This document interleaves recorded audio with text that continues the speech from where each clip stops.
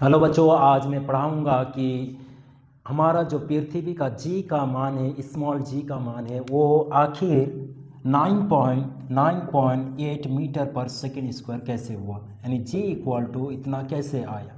इसी को आज हम प्रूव करेंगे। इसको प्रूव करने के लिए हमको न्यूटन की कुछ बेसिक चीज़ें हमको पता होना चाहिए। न्यूटन ने कहा था, न्यूटन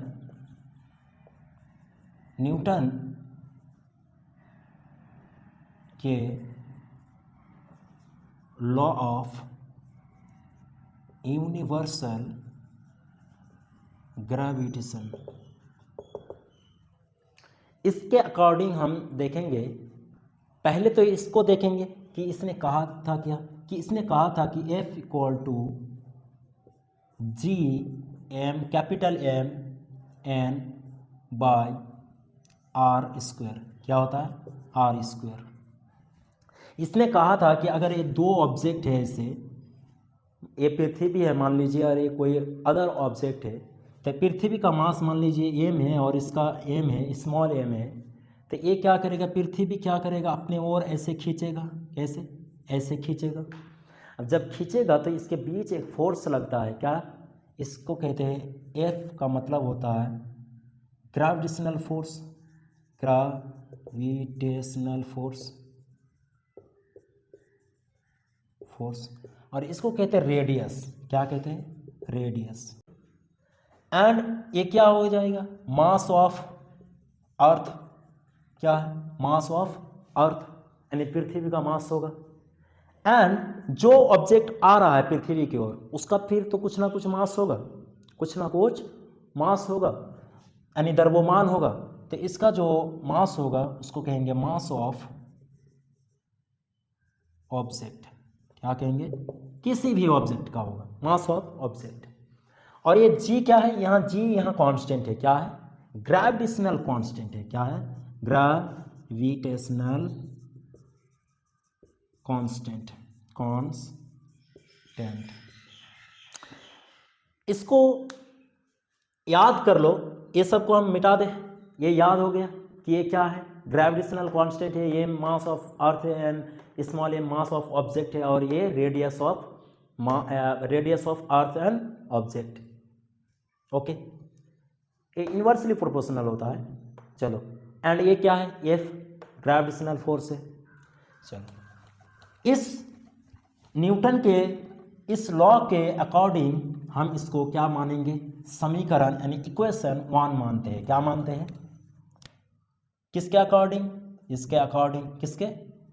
न्यूटन के अकॉर्डिंग, यानी लॉ ऑफ यूनिवर्सल ग्रेविटेशनल के अनुसार F equal to G M M by R square. इसको 1 मान लो समीकरण। इस मान को प्रूव करने के लिए न्यूटन का सेकंड लॉ भी हमें देखना चाहिए। क्या? न्यूटन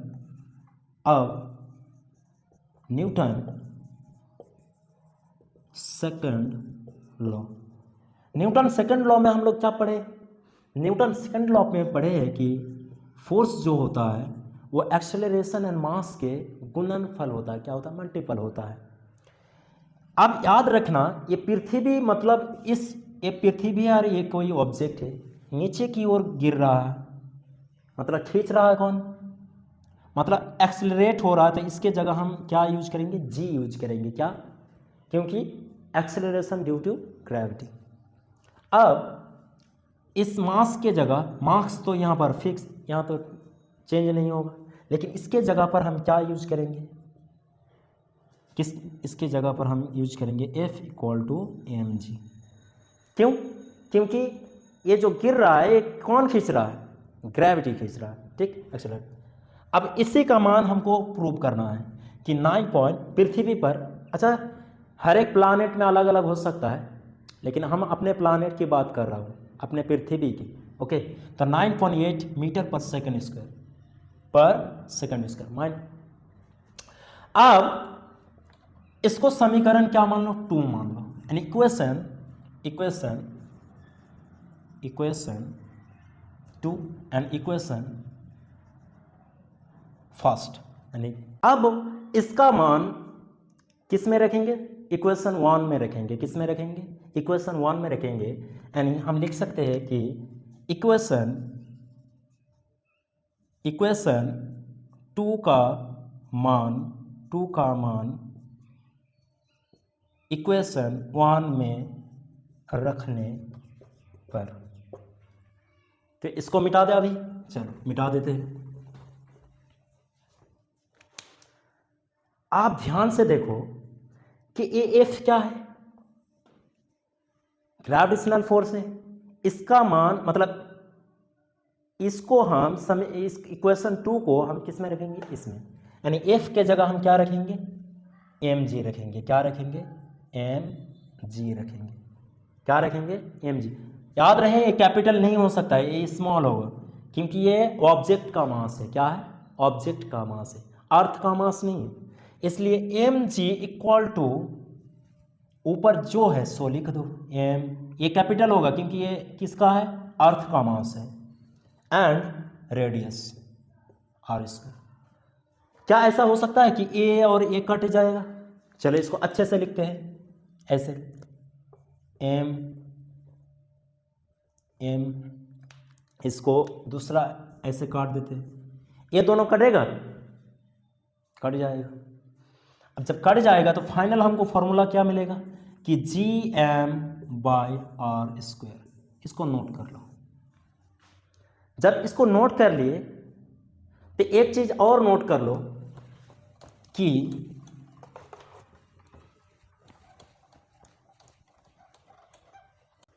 देखिए अगर हमको ये मिला, क्या ये मिला, तो इसके लिए हमको इस सब का मान हमको जानना जरूरी है। मतलब यहाँ पर जी का मान कितना है? 6.67 into 10 to power -11 newton metre square पर केजी। न्यूटन मीटर स्क्वायर पर केजी स्क्वायर। ये क्या होता है? यूनिवर्सल ग्रेविटेशनल कांस्टेंट का मान है इतना। ठीक है, ये फिक्स है क्योंकि कांस्टेंट है। क्या है? कांस्टेंट है। अब यहाँ पर एम क्या है? Mass of earth. क्या है? मास ऑफ अर्थ कितना है? 6.6 इंटू 10 टू पावर 24 केजी है। इतना केजी हमारा अर्थ का मास है। और रेडियस कितना है? हमारा अर्थ का रेडियस है 6.24 इंटू 10 टू पावर 6 मीटर। इतना क्या है? इतना हमारा अर्थ का रेडियस है। अब सिंपली हम लोग जानते क्या है कि G equal to G M by R square. तो अच्छा इसके जगह पे ऐसा वैल्यू अगर हम पुट कर दे, यानी कि जी इक्वल टू ऐसे लिख सकते हैं, जी इक्वल टू जी का मान कितना है? 6.67 into 10 to power -11 newton metre square पर केजी स्क्वायर इंटू मास कितना दिया हुआ है? 6 इंटू 10 टू पावर 24 केजी। अच्छा इसको मिटा दे। चलो इसको यहाँ लिख देते हैं जी इक्वल टू इतना। अब इसको भी हटा देते हैं। ठीक, इसको भी हटा देते हैं। केजी इतना होगा, इसके जगह ऐसे होगा, इसका वैल्यू पुट के। अब आर स्क्वायर, आर कितना है? 6.24 into 10 to power 6 metre square. Square है तो स्क्वायर। जब हम इसको मतलब ऐसे काट कोट कर बचेंगे, जो बचेगा फाइनल रिजल्ट कितना आएगा? जी इक्वल टू 9.8 मीटर पर सेकेंड स्क्वायर। प्रूव्ड।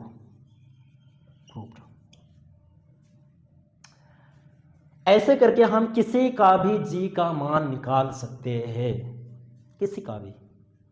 ये था हमारा किसका? पृथ्वी का गुरुत्वी यानी ग्रेविटी एक्सेलरेशन का मान, यानी जी का मान।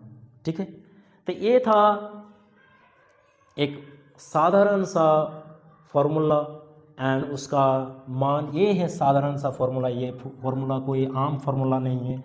इस फॉर्मूला से हम बहुत कुछ निकाल सकते हैं। और ये सब को हम कहाँ से अभी सिद्ध किए? न्यूटन के लॉ से हम सिद्ध किए। किसके? न्यूटन के लॉ से।